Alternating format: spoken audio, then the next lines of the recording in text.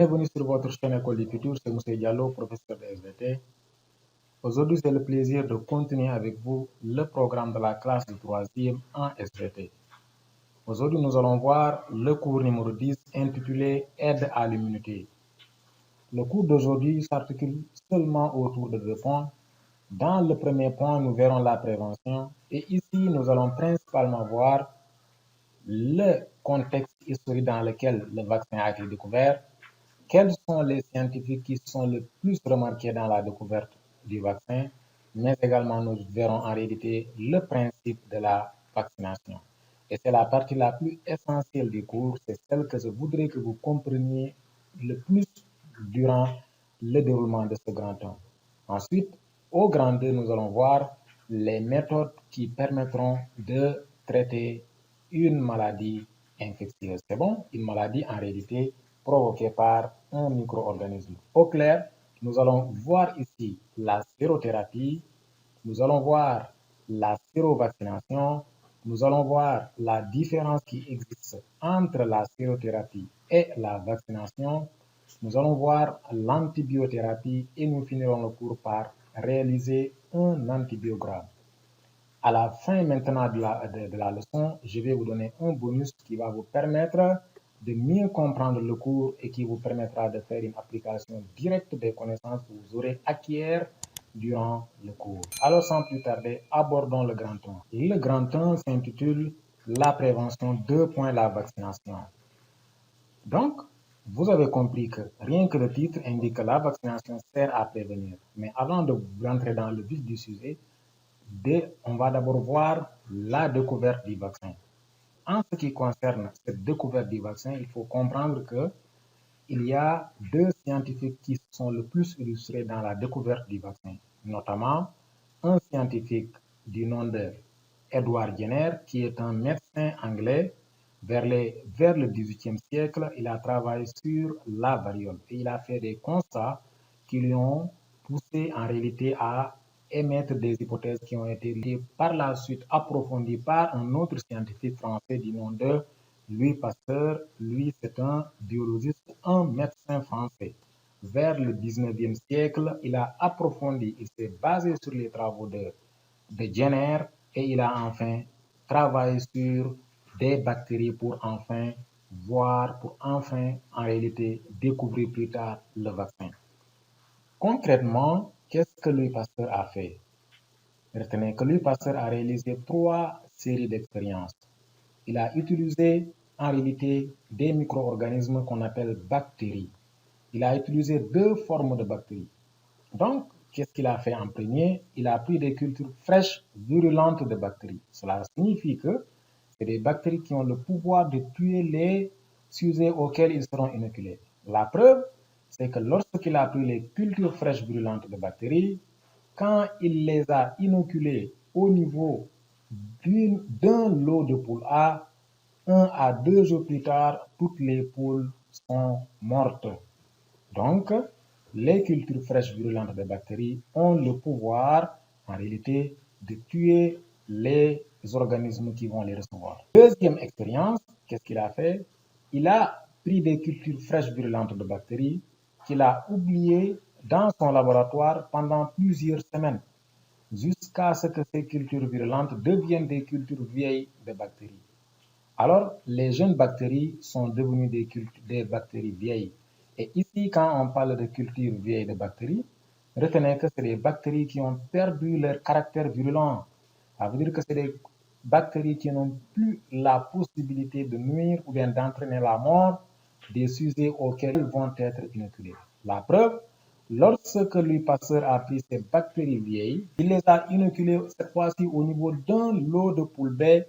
Au bout de 7 à 8 jours, après avoir reçu les cultures vieilles de bactéries, toutes les poules qui ont reçu cette culture vieille ont survécu en réalité. Maintenant, à ces poules qui ont reçu les cultures vieilles de bactéries, cette fois-ci, Pasteur prend des cultures fraîches virulentes de bactéries, il les inocule, il les injecte à ces poules.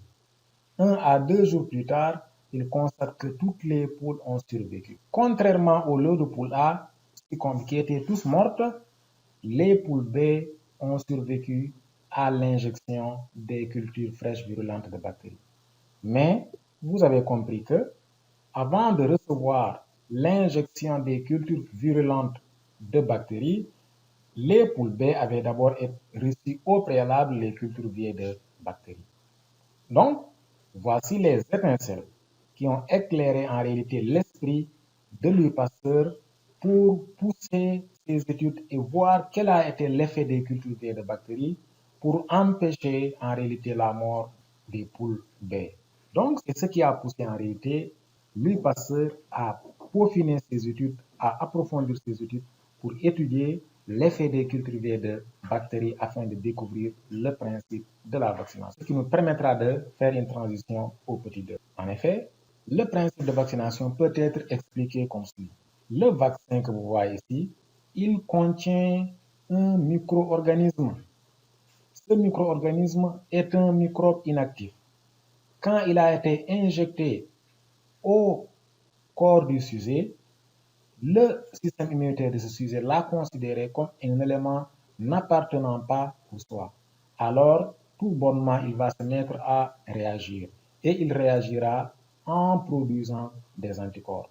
Voilà pourquoi on a écrit ici, le corps produit des anticorps. Retenez que le système immunitaire, par l'intermédiaire des lymphocytes B ou bien des plasmocytes, va se mettre à produire des anticorps car le système immunitaire va considérer que contenant un micro-organisme est un élément appartenant au soi. Après que les anticorps aient été produits, ils vont se rendre compte que le microbe qui a été injecté est d'accord un microbe, mais ce n'est pas un microbe dangereux. Voilà pourquoi ici vous constatez que les anticorps qui sont produits ne sont pas au contact avec l'antigène. C'est très schématique, mais c'est très symbolique. Mais ces anticorps vont rester dans le sang de l'individu jusqu'à ce que le vrai microbe cette fois-ci, regardez le vrai microbe, c'est la culture fraîche virulente de bactéries cette fois-ci. C'est pourquoi on l'a schématisé en rouge ici pour symboliser. Si le vrai microbe actif rentre dans le corps, il n'aura pas le temps en réalité de nuire au sujet parce que sur place, il y avait déjà au préalable des anticorps anti ces micro-organismes-là. La preuve, dès son introduction dans le corps du sujet, les anticorps vont aller automatiquement se lier aux antigènes. Ils vont automatiquement aller neutraliser le microbe. Résultat, la maladie ne se développe pas. Donc, l'introduction du vaccin consiste à faire croire au système immunitaire qu'il y a un micro-organisme qui a pénétré. Donc, quand on vous injecte un vaccin, retenez qu'on vous a injecté un micro-organisme. Un micro-organisme qui ne va pas causer du tort au système immunitaire, mais qui va plutôt se mettre à tromper le système immunitaire en lui faisant croire qu'il y a un élément étranger qui a pénétré. Et comme nous l'avons vu dans la réponse immunitaire, dès qu'un élément étranger pénètre, les deux voies de la réponse immunitaire vont se mettre successivement en action. Et ici, c'est la modalité de la réponse immunitaire spécifique qui va être mise en action pour la production des anticorps. L'intérêt de ces anticorps n'est pas pour lutter contre le vaccin, mais c'est pour rester dans l'organisme jusqu'à ce que le vrai microbe pénètre dans l'organisme. En effet, dès que le vrai microbe pénètre dans l'organisme, il va trouver sur place des anticorps qui sont déjà préfabriqués, qui vont aller se lier avec lui, qui vont le neutraliser pour que les lymphocytes viennent le détruire plus tard. Résultat des courses, la maladie ne se développera pas. La plupart des vaccins ont été fabriqués selon ce modèle, sauf ce qu'on a vu avec le cas de la COVID-19, dont le vaccin n'est pas un vaccin en réalité qui est constitué par un micro-organisme inactif, mais qui est plutôt composé par un ARN messager. C'est autre chose. Voilà pourquoi beaucoup de scientifiques avaient décrié le vaccin. Beaucoup de scientifiques sont basés du fait que ce vaccin du COVID-19 est totalement différent des autres vaccins que la science connaissait. Maintenant que vous connaissez l'histoire du vaccin, que vous connaissez le principe de la vaccination, c'est le moment de définir la vaccination. Retenez que la vaccination est un procédé consistant à introduire un agent extérieur, le vaccin. Donc retenez que Ça consiste à introduire un micro-organisme inactif dans un organisme vivant afin de créer une réaction immunitaire. Donc, ça consiste à tromper le système immunitaire en lui faisant croire que, attention, il y a un micro-organisme qui a pénétré, réagit. Et naturellement, celui-ci va se mettre à réagir.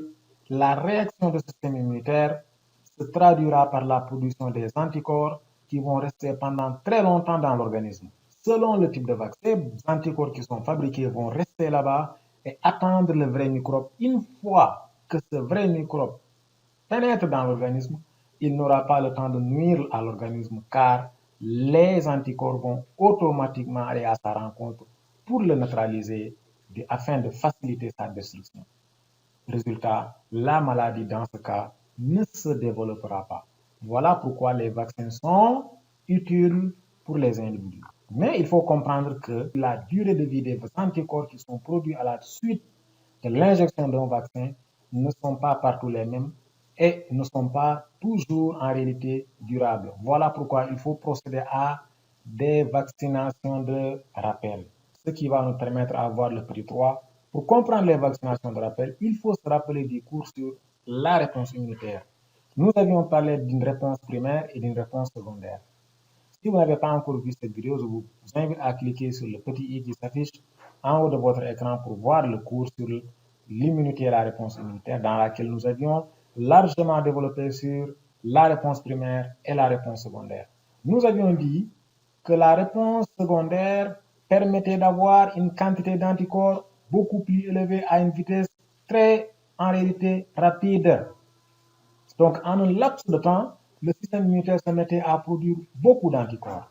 Donc, pour comprendre l'importance des rappels de vaccination, il faut comprendre seulement la façon dont la réponse primaire et la réponse secondaire se déroulent. En effet, nous avons pris le cas ici, le cas des vaccinations de rappel anti-Covid. C'est pourquoi on vous dit, le schéma s'intitule « Pourquoi retarder la deuxième vaccination anti-Covid est risquée ?» En effet, pour cela, regardez que lors de la première injection, c'est-à-dire quand un sujet prend la première dose anti-Covid, son système immunitaire va se mettre à produire des anticorps. Mais au bout de quelques temps, vous constatez que la quantité d'anticorps va commencer à diminuer jusqu'à s'annuler. Quand les anticorps s'annulent, en ce moment-là, l'individu est vulnérable face au Covid-19. Voilà pourquoi il est nécessaire de faire le rappel. En effet, dès qu'il prend sa deuxième dose, la quantité d'anticorps qui sera produite sera plus élevée que le double de la quantité d'anticorps produite suite à la première réponse immunitaire. Voilà pourquoi il est important de procéder à des rappels de vaccins. Voilà. Maintenant, nous avons fini avec le vaccin. On va attaquer le traitement. Et là, nous allons commencer par la sérothérapie. Si vous écrivez le mot sérothérapie, vous allez voir qu'il est composé de deux mots. Séro qui renvoie à sérum. Thérapie qui renvoie à traitement. Donc, la sérothérapie est née à la fin du 19e siècle avec le traitement. Comme je viens de le dire, le traitement de la diphtérie par des injections de sérum de cheval immunisé.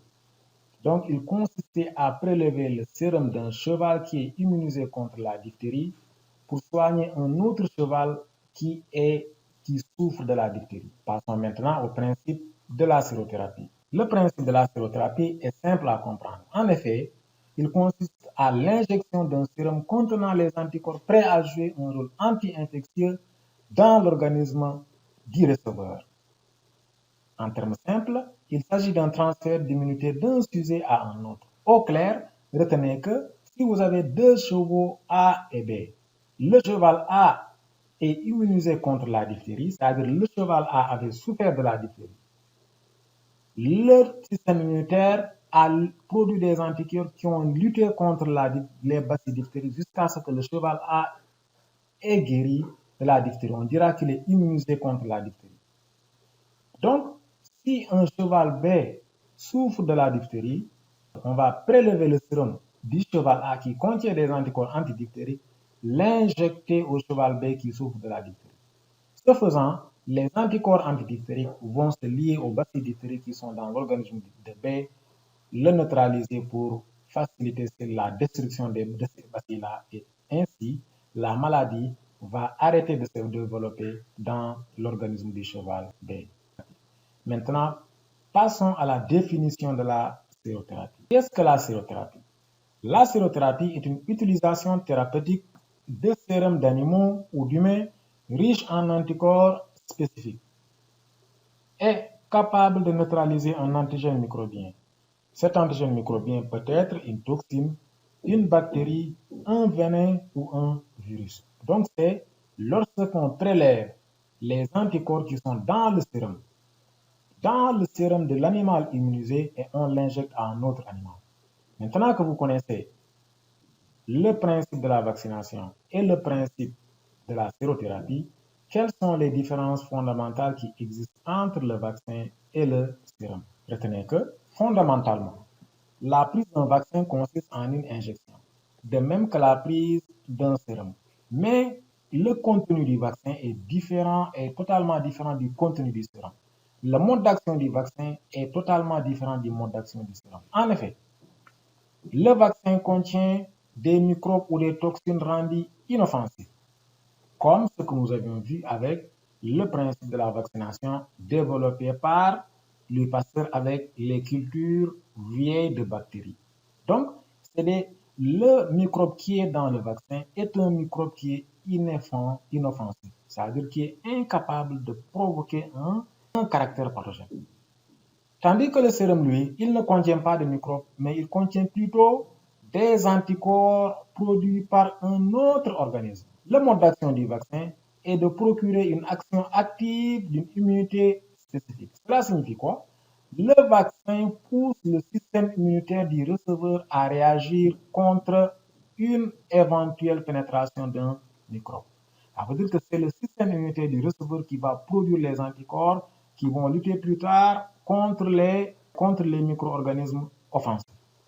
Tandis que le mode d'action du sérum consiste à permettre une acquisition passive d'une immunité spécifique. Cela signifie quoi?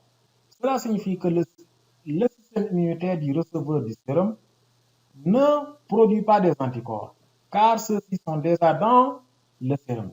Une fois qu'il sera injecté, il va se mettre automatiquement à réagir contre les bactéries qui sont déjà sur place. De sorte que le vaccin procure une immunité non immédiate mais durable.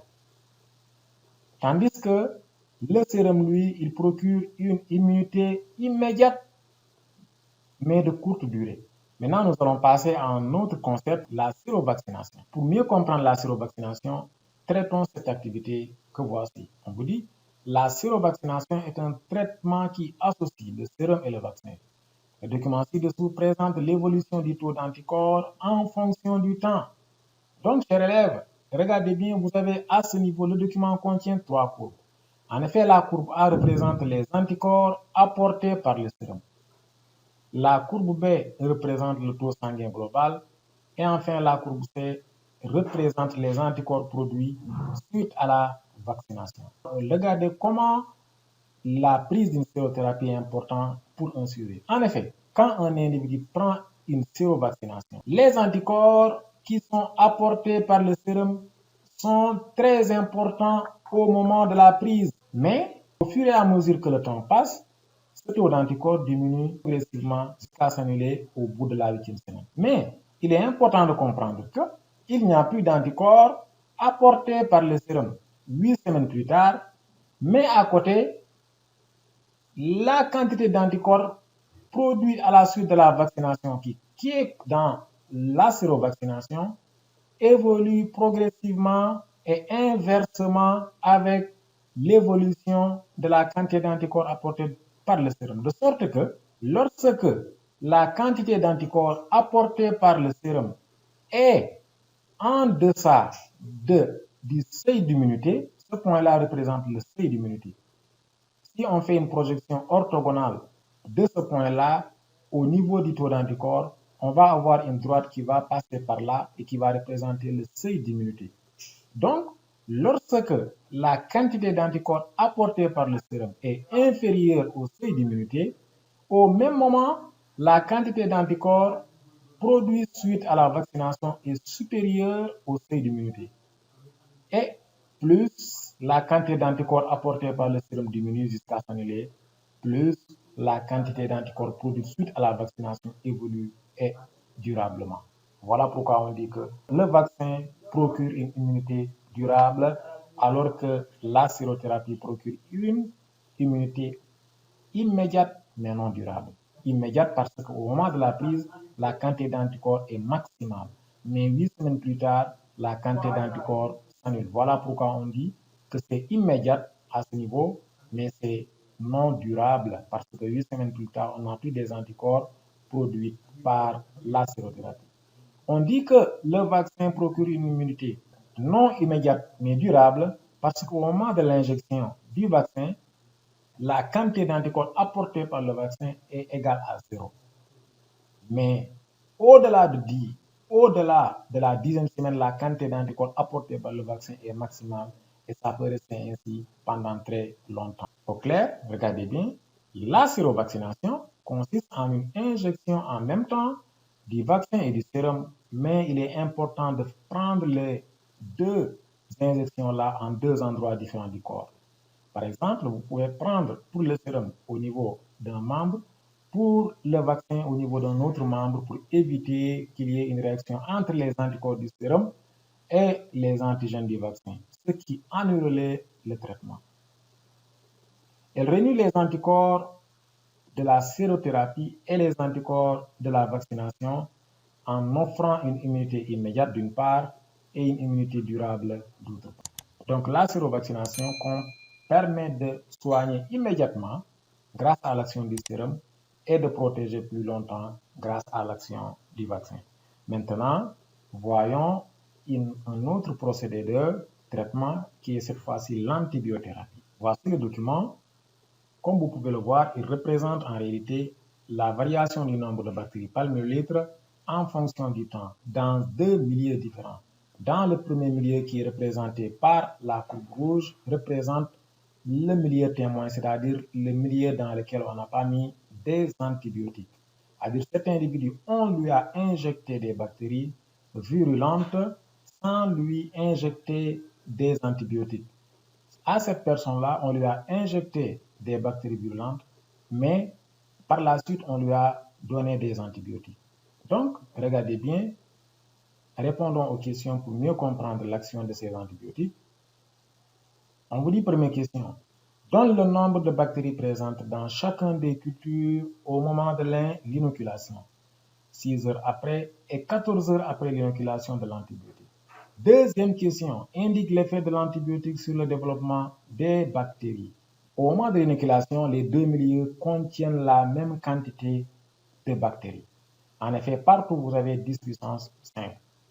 6 heures plus tard, la quantité de bactéries présente l'organisme du sujet témoin est supérieure au double de la quantité de bactéries présentes dans le sujet avec antibiotiques. En effet, 6 heures plus tard, si je fais la projection ici, je verrai que dans le sujet de l'individu qui a pris les antibiotiques, la quantité de bactéries est de 10 puissance 4. Alors que, à la même heure, dans l'organisme du sujet témoin, c'est-à-dire qui n'a pas pris les antibiotiques, la quantité de bactéries est supérieure à 10 puissance 8. Donc, c'est même supérieur au double. À la 14e heure, la quantité de bactéries présentes dans l'organisme du sujet avec antibiotiques est égale à 10 puissance 3. Tandis que dans l'organisme du sujet qui n'a pas pris les antibiotiques, la quantité de bactéries est supérieure à 10 puissance 8. Donc nous pouvons voir que lorsqu'un individu est infecté par une bactérie et qu'il prend des antibiotiques, ces antibiotiques vont permettre la diminution, l'élimination, la suppression de ces bactéries-là, ce qui provoque une diminution progressive de ces bactéries. Si le temps avait continué ici, vous aurez vu qu'au bout de quelques temps, la quantité de bactéries va diminuer progressivement jusqu'à s'annuler à un moment. Tandis que si un individu est infecté par un micro-organisme et qu'il ne prend pas des antibiotiques, la quantité de bactéries va augmenter dans son sang, va augmenter au fur et à mesure que le temps passe. Donc, ce qui va permettre le développement de ces bactéries-là pour continuer à nuire à l'organisme qui est infecté. Vous voyez, voilà pourquoi ici vous constatez qu'il y a une augmentation progressive de la quantité de bactéries dans le sang de l'individu qui est infecté mais qui n'a pas pris à côté des antibiotiques. De là, nous pouvons dire que les antibiotiques sont importants dans le traitement de certaines maladies. Maintenant, il sera important de comprendre qu'il y a beaucoup de catégories d'antibiotiques, mais que toutes ces catégories d'antibiotiques n'ont pas la même efficacité vis-à-vis des bactéries. Pour cela, nous allons réaliser une expérience appelée l'antibiogramme. Mais avant de voir l'antibiogramme, définissons d'abord qu'est-ce que l'antibiothérapie. Eh bien, retenez que l'antibiothérapie est un traitement par une substance qui est capable d'inhiber la croissance des bactéries ou de détruire les bactéries. Donc, l'antibiothérapie consiste à prendre des antibiotiques pour stopper la multiplication, pour stopper le développement des bactéries dans un organisme qui est infecté par une bactérie. Maintenant, pour connaître l'antibiotique la plus efficace contre une bactérie X, il faut procéder à une expérience qu'on appelle l'antibiogramme. Voilà pour comprendre l'action des antibiotiques vis-à-vis d'un même microbe, nous allons exploiter en réalité l'activité suivante. Pour cela, on vous dit, les différentes espèces microbiennes n'ont pas la même sensibilité aux différents antibiotiques. Pour lutter efficacement contre une infection, il convient d'utiliser l'antibiotique le plus efficace contre le microbe responsable. Grâce à la technique de l'antibiogramme, on a pu identifier pour la plupart des espèces microbiennes l'antibiotique le plus efficace. Donc, chers élèves, lisez bien la légende et comprenez que cette légende-là comprend une culture bactérienne dans une boîte de pétri. On a mis des bactéries qu'on a cultivées ici. Ces bactéries sont multipliées jusqu'à occuper tout l'espace disponible dans la boîte de pétri. Par la suite, qu'est-ce qui a été effectué? En effet, ils ont introduit en 4 endroits différents des pastilles d'antibiotiques. Donc, vous avez 4 pastilles d'antibiotiques à 4 endroits différents. Mais il y a un élément très important qui vous permettra de comprendre cette activité. C'est en réalité l'aire de destruction des bactéries. Ce qui est blanc ici, que vous voyez ici, c'est l'aire de destruction des bactéries. Cela signifie quoi? L'antibiotique numéro 2 a détruit des bactéries qui étaient dans cette aire de bactéries. Et l'action de cet antibiotique et l'efficacité de ces antibiotiques-là ne se limite qu'à ce niveau-là. Ça n'a pas pu dépasser ici. Voilà pourquoi l'aire de destruction ne s'est pas propagée jusqu'à ce niveau. Donc, il en est de même autour de cette pastille-là, autour de ces pastilles-là. Cela signifie quoi? L'aire de destruction est proportionnelle à l'efficacité de l'antibiotique. Maintenant, regardez les questions qui sont bien formulées pour comprendre l'action de ces antibiotiques. On vous dit petit 1. Relève dans le document ci-dessous l'indice qui permet d'affirmer que tous les antibiotiques n'agissent pas aussi efficacement sur une culture bactérienne. Pour cela, il faut juste comparer les dimensions des aires de destruction autour des pastilles d'antibiotiques. En effet, si vous comparez ces aires, vous constaterez que l'aire de destruction autour de la pastille d'antibiotique numéro 1 est supérieure à celle autour de la pastille numéro 2, supérieure à celle autour de la pastille numéro 3 et enfin supérieure à celle autour de la pastille d'antibiotique numéro 4. Donc, puisque les aires ne sont pas partout les mêmes, or ces aires-là sont proportionnelles à l'efficacité des bactéries, donc l'action de ces antibiotiques n'est pas partout la même. Donc, toutes les antibiotiques n'ont pas la même efficacité vis-à-vis des bactéries. Deuxième question, relève le chiffre d'antibiotiques le plus efficace. L'aire de destruction des bactéries autour de la pastille numéro 1 est plus importante, alors l'antibiotique le plus efficace est l'antibiotique numéro 1. Relève le chiffre de l'antibiotique le moins efficace. autour de la pastille d'antibiotique numéro 4, il n'y a pas une aire de destruction. Cela signifie que la pastille numéro 4 n'a pas détruit ou a peu détruit de bactéries. Donc, puisqu'il n'y a pas d'air à ce niveau-là, on va dire que la pastille d'antibiotique numéro 4 est le moins efficace. Indique l'action de l'antibiotique le plus efficace sur la culture bactérienne. Je l'ai répondu, l'action de l'antibiotique le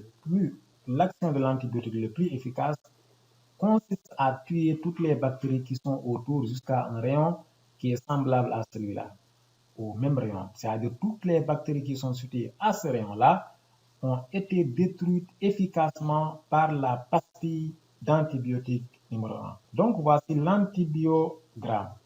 L'intérêt de l'antibiogramme, comme on l'a dit, c'est de tester l'efficacité des antibiotiques. Cela permettra au médecin qu'une fois un patient se présente, il connaît la nature de la bactérie qui a en réalité infecté le patient et il sait qu'il y a beaucoup de types d'antibiotiques disponibles puisque lui, il a fait lors de sa formation les tests d'antibiogramme, il ne va pas utiliser toutes les antibiotiques disponibles pour le donner au patient, mais il va prendre seulement le plus efficace. C'est bon?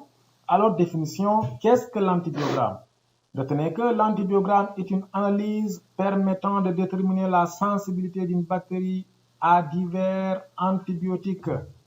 Chers élèves, comme promis en début de cours, nous sommes arrivés à la fin de la vidéo et là, je vais vous donner un bonus. Mais avant de voir ce bonus, n'oubliez pas que nous organisons des cours de renforcement en ligne et que vous êtes les bienvenus car pendant ces cours, nous allons faire beaucoup d'exercices qui sont tirés directement des différentes évaluations des différents devoirs, des différentes compositions, mais également pendant le BFM, on a sélectionné les meilleurs exercices, on corrige avec des conseils à l'appui. Donc, je vous invite à nous rejoindre et le numéro, c'est celui que vous avez vu sous la vidéo. C'est bon? Le bonus d'aujourd'hui porte sur un exercice d'application très court. On vous dit, indique si l'énoncé suivant est vrai ou faux.